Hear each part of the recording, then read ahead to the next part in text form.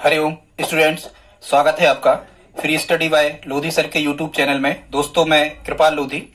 दोस्तों, आज हम आपको लेकर के आए हैं हिंदी विषय में, और हिंदी व्याकरण में हम इसके पहले वर्णमाला के वीडियो अपलोड कर चुके हैं। आप उन्हें हमारी प्लेलिस्ट में जाकर के देख सकते हैं। आज का हमारा जो विषय है वो है हिंदी में अलंकार, जिसको इंग्लिश में फिगर स्पीच कहते हैं। दोस्तों, आप किसी भी प्रकार के कॉम्पिटिटिव एग्जाम की तैयारी कर रहे हो, चाहे वो स्टेट लेवल का हो, चाहे वो सेंट्रल लेवल का हो, या हम कहें मुख्यतः जो शिक्षक भर्ती परीक्षा विभिन्न राज्यों में या केंद्रीय स्तर पर होती है, उसमें निश्चित रूप से हिंदी आती ही है। और हिंदी का एक बहुत ही इंपॉर्टेंट टॉपिक है अलंकार। ठीक है स्टूडेंट्स, ये हमारा अलंकार का फर्स्ट वीडियो होगा, जिसमें हम अलंकार के शुरुआत में अलंकार की परिभाषा और अलंकार के प्रकार और मुख्यतः अनुप्रास अलंकार के प्रकार लेकर के आए हैं। दोस्तों, यदि आप हमारे चैनल पर पहली बार विजिट कर रहे हैं तो प्लीज हमारे चैनल को सब्सक्राइब कर लें, साथ में बेल आइकन पर क्लिक कर दें ताकि सबसे पहले नोटिफिकेशन आपको मिले। और दोस्तों, तो फिर ठीक है, प्रारंभ करते हैं हम आज हिंदी अलंकार। तो सबसे पहले हमें स्टूडेंट्स इस अलंकार का अर्थ समझ लेना है। इसको इंग्लिश में हम कहते हैं फिगर स्पीच। इंग्लिश में से फिगर स्पीच कहा जाता है, हिंदी में से अलंकार कहा जाता है। अब हम स्टूडेंट्स यदि संस्कृत में इसको परिभाषित करें तो अलंकार का अर्थ होता है अलम धन कार, मतलब दो शब्दों से मिलकर ये अलंकार बनता है, अलम धन कार। यहाँ अलम का अर्थ होता है सजावट और कार का अर्थ होता है करे, मतलब ऐसे शब्दांश या ऐसे धर्म या ऐसे कारक या ऐसे तत्व, कुछ भी हम कह सकते हैं, जो किसी काव्य की सजावट कर दें किसी काव्य में या कविता में, उसे हम क्या कहते हैं स्टूडेंट्स? अलंकार कहते हैं। या मुख्यतः हम अलंकार को परिभाषित कैसे कर सकते हैं? काव्य की शोभा बढ़ाने वाले धर्म या कारक या तत्वों को क्या कहते हैं? अलंकार कहते हैं स्टूडेंट्स। अलंकार का अर्थ होता है मुख्यतः गहना। जिस प्रकार से स्त्री और पुरुष विशेष प्रकार के आभूषणों को धारण करके और उनकी साज सज्जा बढ़ जाती है, उनका रूप बहुत सुंदर लगने लगता है स्टूडेंट्स, ठीक इसी प्रकार से यदि अलंकार का प्रयोग किया जाए किसी भी काव्य रचना में तो उस काव्य रचना में निखार आ जाता है, वह काव्य रचना भी सुंदर लगने लगती है। तो स्टूडेंट्स, शायद आप समझ गए होंगे कि काव्य की शोभा बढ़ाने वाले धर्म को हम अलंकार कहते हैं। ठीक है, यहाँ एक परिभाषा हमने बताई है जो दंडी के अनुसार है। ये भी अलंकार संप्रदाय से संबंध रखते हैं, दंडी। ठीक है, इनकी अलंकार की जो परिभाषा है वो है काव्य शोभाकरण धर्मान अलंकारान प्रक्षते। ठीक है स्टूडेंट्स, इसका मतलब हिंदी में ये होता है कि काव्य की शोभा बढ़ाने वाले धर्म को अलंकार कहते हैं। ध्यान से सुनना, काव्य की शोभा बढ़ाने वाले धर्म को अलंकार कहते हैं स्टूडेंट्स। ये परिभाषा किसने दी है? दंडी ने दी है। यही परिभाषा कई बार एग्जाम में पूछी जाती है। और मुख्यतः स्टूडेंट्स, यहाँ से प्रश्न कैसे आते हैं अलंकार से? मुख्यतः या तो उनके प्रकार आपसे पूछ लेते हैं, या फिर वो पूछ लेते हैं कि कोई भी एग्जाम्पल या उदाहरण लिखते हैं, एग्जामिनर उदाहरण को लिखता है और फिर आपसे पूछता है कि इस उदाहरण में कौन सा अलंकार है। मुख्यतः यही प्रश्न आते हैं। ठीक है, या फिर वो ये लिखता है कि मतलब कोई भी पंक्ति वो लिख देता है और उन पंक्तियों में पूछता है कि कौन सा अलंकार है, या अलंकार दे देता है और पंक्तियां दे देता है कि इन पंक्तियों में कौन सा अलंकार है। इस टाइप से प्रश्न यहां से पूछे जाते हैं। ठीक है स्टूडेंट्स, तो आगे देखते हैं। अब यदि कभी आपको प्रश्न आता है कि अलंकार संप्रदाय का जनक किसे कहते हैं, तो स्टूडेंट्स आप याद रखना, अलंकार संप्रदाय का जनक कहा जाता है ऋषि भामाह। किसे कहा जाता है? ऋषि भामाह। जैसे रस संप्रदाय का जनक भरत मुनि को कहा जाता है, नाट्य शास्त्र उनका ग्रंथ है, लेकिन वो रस संप्रदाय का है। चूंकि आज हम अलंकार को पढ़ रहे हैं तो यहां हमें ध्यान रखना है अलंकार संप्रदाय का जनक कौन है स्टूडेंट्स? तो वो है भामाह। ठीक है, ऐसे याद रखना कि कुछ माह ऐसे होते हैं, कुछ माह जैसे जब शादी विवाह वगैरह चलते हैं तो अपन ने देखा होगा स्त्री पुरुष सभी बहुत ज्यादा इन माहों में सजते संवरते हैं। तो श्रृंगार करना, ये सजना संवरना, यही कहलाता है स्टूडेंट। सजावट करना क्या? अलंकार। तो ऐसे आप याद रख सकते हो कि अलंकार संप्रदाय का जनक भामाह है। अब यहां से भी प्रश्न आता है, भामाह की जो पुस्तक है जिसमें सर्वप्रथम अलंकारों के बारे में बताया गया है, उस पुस्तक का नाम है काव्य अलंकार, या इसी काव्य अलंकार का दूसरा नाम है भामाह अलंकार। भामाह अलंकार या काव्य अलंकार स्टूडेंट्स, ये किसकी पुस्तक है? भामाह की पुस्तक है। ये प्रथम पुस्तक है जिसमें सबसे पहले अलंकारों की चर्चा की गई और अलंकारों के बारे में बताया गया। अब कभी यदि एक प्रश्न और आता है, अलंकारवादी कवि, मतलब जिसने सबसे ज्यादा अपनी रचनाओं में अलंकार का प्रयोग किया है, तो स्टूडेंट्स ऐसे कवि का नाम है केशवदास, और वैसा जैसे कि आप जानते हो कि केशवदास के बारे में इन्हें कठिन काव्य का प्रेत कहा जाता है। इनका एक निकनेम है कठिन काव्य का प्रेत, केशवदास को कहते हैं। कवि प्रिया, रसिक प्रिया, रामचंद्रिका ऐसी इनकी प्रमुख रचनाएं हैं, कभी बाद में अपन देखेंगे। अब स्टूडेंट्स आगे आ जाते हैं हम अलंकारों के प्रकार के बारे में। तो कभी यदि आपको प्रश्न आता है कि अलंकार कितने प्रकार के होते हैं, तो स्टूडेंट्स अलंकार होते हैं 3 प्रकार के, पर यदि ऑप्शन में 2 लिखा हो तो 3 नहीं लिखा होगा, ये बात तय है, एग्जाम में देखा है मैंने पेपर्स में। तो अलंकार मुख्यतः 2 प्रकार के होते हैं, शब्द अलंकार और अर्थालंकार। लेकिन कभी कभी एग्जाम में कुछ विद्वानों ने अलंकार के 3 प्रकार माने हैं। तो एक अलंकार आता है उभय अलंकार। तो इस प्रकार से 2 प्रकार भी सही है और 3 प्रकार भी सही है, ये ऑप्शन से आपको तय करना है। स्टूडेंट शब्द अलंकार किसे कहते हैं? ऐसे अलंकार, मतलब ऐसे अलंकार जो शब्द के माध्यम से चमत्कार उत्पन्न करते हैं, मतलब जिनमें सजावट शब्दों को लेकर के की जाती है, उन्हें हम शब्द अलंकार कहते हैं। और स्टूडेंट्स जिनमें सजावट जो है ये अर्थ के आधार पर की जाती है, अर्थ निकाल के उनमें चमत्कार उत्पन्न होता है, ऐसे अलंकारों को अर्थालंकार कहते हैं। आगे के वीडियो में हम जो इसका सेकंड पार्ट लाएंगे उसमें हम आपको बताएंगे। और स्टूडेंट्स जिनमें शब्दों के माध्यम से और अर्थ दोनों के माध्यम से जिनमें चमत्कार उत्पन्न किया जाए, उन्हें हम उभय अलंकार कहते हैं। स्टूडेंट्स कई बार यहां से प्रश्न कैसे आते हैं कि एग्जामिनर पूछ लेता है निम्न में कौन शब्दालंकार है, या पूछता है निम्न में कौन अर्थालंकार है। इस प्रकार से उभय अलंकार हम बाद में आपको बताएंगे। या पूछता है कि निम्न में कौन उभय अलंकार है। तो ये हमें कुछ खास जो अलंकार हैं जो एग्जाम रिलेटिव हैं, इनके बारे में भी हमें पता होना चाहिए कि कौन सा अलंकार शब्द अलंकार में आता है और कौन सा अलंकार अर्थालंकार में आता है। इसके लिए स्टूडेंट्स हमने 2 ट्रिक के माध्यम से हम आपको ये बताए देते हैं। तो शब्द अलंकार में आपको एक ट्रिक याद रखना है। 2 छात्र हैं अनु और यश। तो कोई व्यक्ति कह रहा है अनु व यश शब्द लिखो या पुनः बको, मतलब ठीक है बको ही कहना आप।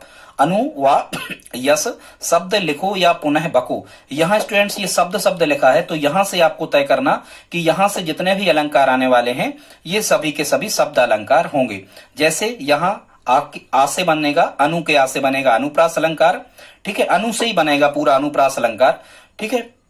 चूंकि अतिशयोक्ति भी होता है इसलिए यहां हमने अनु पूरा लिख दिया ताकि कंफ्यूजन क्रिएट ना हो। तो अनु से बनेगा अनुप्रास अलंकार। स्टूडेंट्स यहां वा शब्द लिखा है तो वा से बनेगा बीपसा। फिर यहां यस लिखा है स्टूडेंट्स, तो या से बनता है यमक और सा से बनता है श्लेष। तो यमक भी हो गया शब्दालंकार में, श्लेष भी हो गया शब्दालंकार में। फिर यहाँ शब्द लिखा मतलब शब्दालंकार। फिर यहाँ लिखा है स्टूडेंट्स पुनः, तो पुनः से बनेगा पुनरुक्ति प्रकाश, ठीक है स्टूडेंट्स। पुनरुक्ति प्रकाश बताएंगे बाद में, पुनरुक्ति प्रकाश में कैसे शब्द का शब्द बार बार आता है, ठीक है। पुनरुक्ति प्रकाश हो गया पुनः से। और स्टूडेंट्स यहाँ जो बकु लिखा है इससे हो गया वक्रोक्ति, ठीक है। तो एक बार देख लेते हैं अनुप्रास, यमक, श्लेष, पुनरुक्ति प्रकाश, वक्रोक्ति और बीपसा। और भी होते हैं स्टूडेंट्स, पर ये मुख्य अलंकार हैं जो शब्द अलंकार हैं, इन्हीं में से एग्जाम में प्रश्न आते हैं। अब हम देख लेते हैं अर्थालंकार जो अर्थ के आधार पर चमत्कार उत्पन्न करते हैं, उन्हें अर्थालंकार कहते हैं। यहां से आपको एक ट्रिक याद रखना है। उपमा ने उत्प्रेक्षा को मारा, MARA लिखना आप मारा को। 2 सहेलियां थी, किसी बात पे से विवाद हो गया, उपमा ने उत्प्रेक्षा को मारा। यहां स्टूडेंट्स तो ये एक चीज समझना आप, उपमा ने उत्प्रेक्षा को मारा अर्थ के लिए। अर्थ मतलब आप जानते हो, अर्थ मतलब धन। अर्थ मतलब क्या होता है? धन होता है, ठीक है। अर्थ माने धन होता है। तो या तो खैर ठीक है, यहाँ तो अर्थ ही लिखा है तो मतलब धन के लिए, ऐसा आप याद रख सकते हो। तो यहाँ स्टूडेंट्स एक तो हो जाएगा अर्थालंकार में उपमा अलंकार, एक हो जाएगा उत्प्रेक्षा अलंकार। यहाँ M से बनेगा मानवीकरण अलंकार, A से बनेगा अतिशयोक्ति अलंकार, R से बनेगा रूपक अलंकार और A से बनेगा अन्योक्ति अलंकार। तो स्टूडेंट्स ये उपमा, उत्प्रेक्षा, मानवीकरण, अतिशयोक्ति, रूपक और अन्योक्ति ये मुख्य हो गए जो पूछे जाते हैं। ये 6 लगभग 7 हो गए होंगे, ये हो गए आपके अर्थालंकार। तो ध्यान रखना कि शब्दालंकार कौन है और अर्थालंकार कौन है। या फिर नहीं भी आपको याद रखें तो हम बाद में आपको इनको समझाएंगे परिभाषा के माध्यम से, तब भी आप इनको याद रख सकते हो। अब स्टूडेंट्स हमने इस टॉपिक में अभी आपको केवल अनुप्रास अलंकार के बारे में बताया है। अगला जो हमारा वीडियो होगा इसमें हम आपको लगभग सभी अलंकार पूरे करवा देंगे। 2 पार्ट में अलंकारों के बारे में हम बताते हैं। तो स्टूडेंट्स ये जो अनुप्रास अलंकार होता है ये कुल मिला के अनुप्रास अलंकार स्टूडेंट्स होता है ये 6 प्रकार का। जैसा कि आप जानते होंगे कई बार अपन ने अनुप्रास अलंकार का अध्ययन किया है कि जब किसी एक ही या अनेक वर्णों की आवृत्ति यदि किसी रचना में, काव्य रचना में बार बार होती है तो वहां अनुप्रास अलंकार होता है, ठीक है स्टूडेंट्स। किसी शब्द या पूरे पूरे हम कहें कि किसी वर्ण की आवृत्ति यदि बार बार होती है, कोई वर्ण बार बार आता है, एक ही वर्ण या एक ही शब्द, तो स्टूडेंट्स वहां पर अनुप्रास अलंकार होता है। हाँ बिल्कुल सही है, शब्द भी आता है, एक अलंकार है, शब्द भी आता है, वर्ण भी आता है। हालांकि शब्द यदि आता है तो पुनरुक्ति प्रकाश कहलाता है, बताएंगे हम बाद में, पर ये ऑप्शन एक साथ कभी नहीं आते। यहां स्टूडेंट्स हमने अनुप्रास अलंकार की भी एक ट्रिक लिख रखी है, उसको आप देख लें। अनुप्रास अलंकार के यदि आपसे कभी प्रकार पूछे जाएं तो अनुप्रास अलंकार जो है स्टूडेंट्स ये होता है 6 प्रकार का। कितने? 6 प्रकार का अनुप्रास अलंकार होता है। उसकी ट्रिक आप याद कर लें। बिरला 6 का, अंत में सुरतीन है, ठीक है, मतलब बिरले तरीके से 6 का है, अंत में सुरतीन है। सुरती नाम की कोई लड़की है, उसने 6 का है किसी को, वो बिरले तरीके से, तो आप याद रख सकते हो बिरला 6 का, अंत में सुरतीन है। यहाँ स्टूडेंट्स बिरला के ब्रा से बनेगा यहाँ वृत्यानुप्रास, ला से बनेगा लाटानुप्रास, 6 से बनेगा छेकानुप्रास, अंत से बनेगा अंत्यानुप्रास, ठीक है, और यहां सुरती से बनेगा सुरत्यानुप्रास, ठीक है स्टूडेंट्स। और यहां एक और अलंकार होता है, यहां अंत से ही आप 2 बना लेना, चूंकि हमें 6 करना है यहां, तो एक और होता है अंत्यानुप्रास अलंकार। अब हम इन्हीं को देखते हैं। तो स्टूडेंट्स आगे अब हम बढ़ते हैं। अभी हाल हमने शुरुआत में आपको बताया है अनुप्रास अलंकार के कुछ एग्जाम्पल, क्योंकि प्रश्न आपको कैसे आते हैं स्टूडेंट्स, प्रश्न ऐसे ही आते हैं कि कौन से पंक्तियों में कौन सा अलंकार है। तो जैसा कि अनुप्रास अलंकार तो वैसे सरल होता है, सभी लोग जानते हैं, इसलिए हमने इसके 10 एग्जाम्पल आपके सामने लाए हैं। अनुप्रास अलंकार जैसा कि आप जानते हो कि जब किसी वर्ण की आवृत्ति या किसी शब्द की आवृत्ति बार बार होती है, वहां अनुप्रास अलंकार होता है। तो सबसे पहले अनुप्रास अलंकार के कुछ एग्जाम्पल हमने यहाँ लिखे हैं।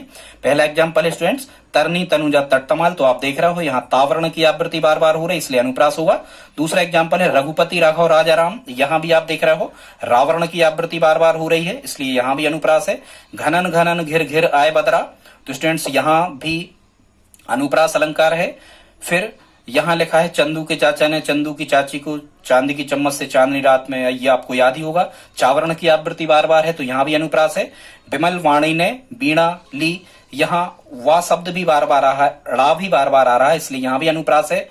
विमल वाणी ने बीणा ली। कल कानन कुंडल, तो यहाँ का वर्ण की आवृत्ति बार बार हो रही, इसलिए अनुप्रास है। कस्तूरी कुंडल वसे मृग ढूंढे वन माही, मतलब का वर्ण भी यहाँ बार बार आ रहा, तो यहाँ भी अनुप्रास अलंकार है। लत ये गलत लग गई, तो स्टूडेंट्स यहाँ ला भी आ रहा, ता भी आ रहा, ला भी आ रहा, ता भी आ रहा, हालांकि यहाँ पुनरुक्ति प्रकाश होता है यदि पूरा का पूरा शब्द आ जाए तो, पर ऑप्शन ऐसे भ्रमित करने वाले नहीं आते। फिर 9 नंबर पे लिखा है कालिंदी कूल कदम की डारन, यहाँ का वर्ण बार बार आ रहा, तो अनुप्रास है। 10 पे यहाँ पर लिखा हुआ है बरसात बारिद बूंद, यहाँ वा शब्द बार बार आ रहा है, इसलिए यहाँ पर अनुप्रास अलंकार होगा। अब देख लेते हैं हम अनुप्रास अलंकार के स्टूडेंट्स प्रकार को।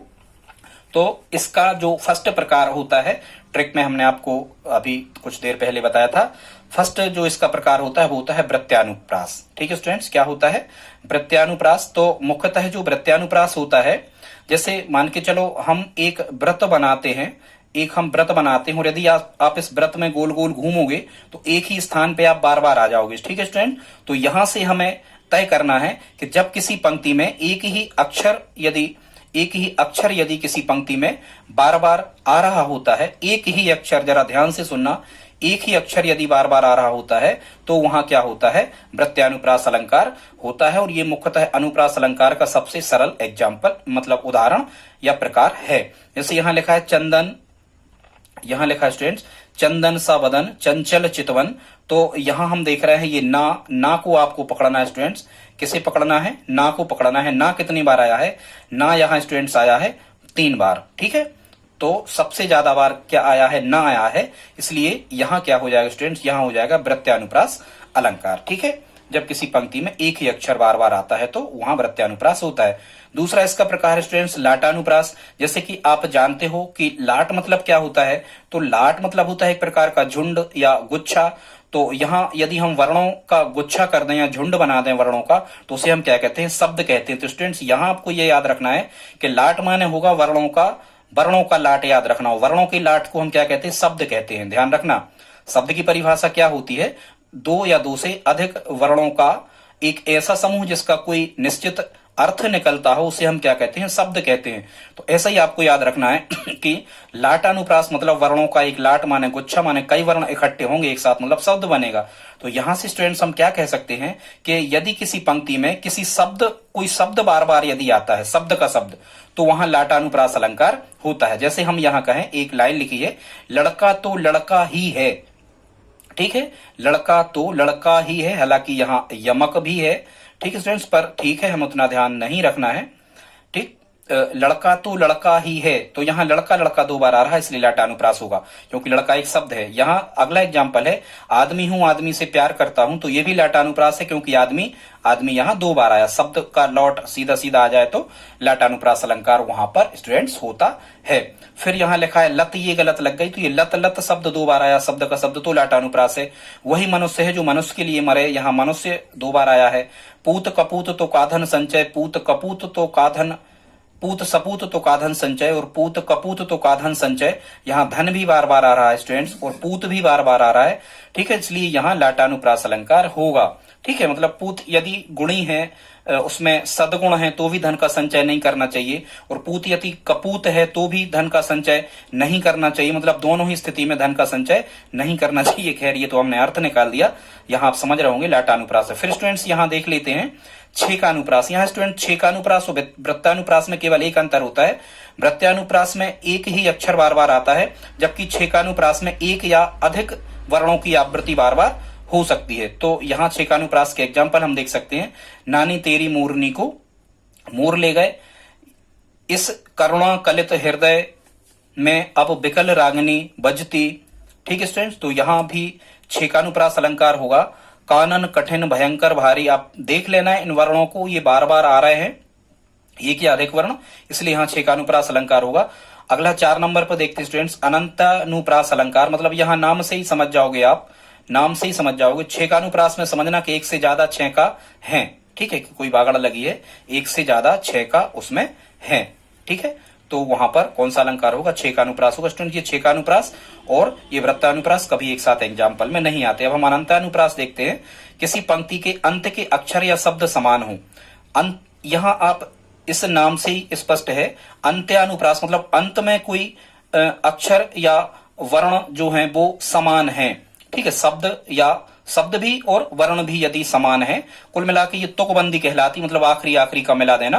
तो यदि तुकबंदी आ रही हो तो अनंत्यानुप्रास अलंकार होता है, ठीक है। जैसे आए हो मेरी जिंदगी में तुम बहार बनके, ठीक है, मेरे दिल में यूं ही रहना तुम प्यार प्यार बनके, तो यहाँ बनके बार बार आ रहा है एक साथ, तो अनंत्यानुप्रास होगा। चांदनी का चांद हो या आफताब हो, जो भी हो तुम खुदा की कसम लाजवाब हो, तो ये ताब जवाब ऐसे कुछ शब्द तुकबंदी हो रही तो अनंत्यानुप्रास होगा। जय हनुमान ज्ञान गुण सागर, जय कपीस तिहु लोक उजागर, गर गर बार बार आ रहा, उससे ही खत्म हो रहा, मतलब ठीक है, आप समझ रहे होंगे। अंत यदि समान शब्दों से होता है किसी लाइन का तो अनंत्यानुप्रास होता है। स्टूडेंट्स अगला देखते हैं, 5वां जो है ये है श्रुत्यानुप्रास। श्रुत्यानुप्रास कुछ अलग टाइप का है स्टूडेंट्स, यहां आपको ध्यान रखना है कि आपको क्या सुनना है। जैसे अपन देखते हैं कि स्पर्श व्यंजन जो होते हैं स्टूडेंट्स, ये स्पर्श व्यंजन जो होते हैं ये 5 प्रकार के होते हैं, ठीक है। स्पर्श व्यंजन 25 टोटल होते हैं और इनके 5 वर्ग होते हैं, जैसे का खा गा घा, ठीक है, कच्चा टमाटर तपालो, ऐसे का चा टा ता, इस प्रकार से ये बताएंगे हम आपको आगे। तो जब एक ही वर्ग के वर्णों की आवृत्ति यदि बार बार होती है, मतलब एक ही वर्ग के वर्ण यदि आते हैं